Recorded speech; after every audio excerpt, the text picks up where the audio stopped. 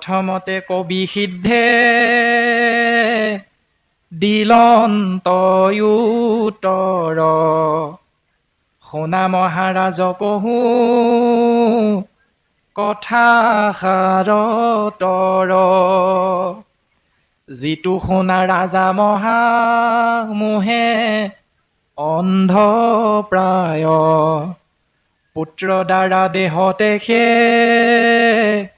আকুল সদায় শিষ বৰয়ে কুকালে নুগুচয় ভয় যাৱে কৃষ্ণ পদাম্বুজে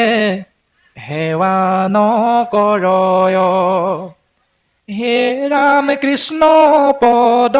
সেৱা তেখে হৰে ভৱ দুখ তাহাকে বুলয় ৰাজা আত্যান্তিক সুখ। কবি নামৰ সিদ্ধজনে প্ৰকাশ কৰিছে, সেই নিমিৰাজন তুমি শুনাচোন, যিসকল জীৱাত্মাই এই মায়াময় সংসাৰলৈ আহি মোৰ পুত্ৰ, মোৰ কন্যা, মোৰ ল'ৰা, মোৰ ছোৱালী, মোৰ ধন, মোৰ জন, মই হলো মহাজন, ঐশ্বৰ্য বিভূতি মোৰ আছে, ঐশ্বৰ্য বিভূতি হ'লে পৃথিৱীখনো কিনিব পাৰি, ধৰ্ম কৰ্ম কেলৈনো লাগিছে। এই ভগৱন্তৰ মোহত অভ্যস্ত হৈ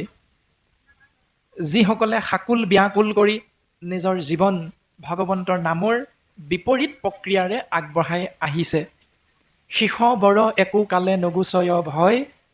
যাৱে কৃষ্ণ পদাম্বুজে সেৱা নকৰয়। সেইসকল জীৱাত্মাই কোনো কালেই মৃত্যু ভয়ৰ পৰা হাত সাৰিব নোৱাৰে ৰাজন, তেতিয়ালৈকে যেতিয়ালৈকে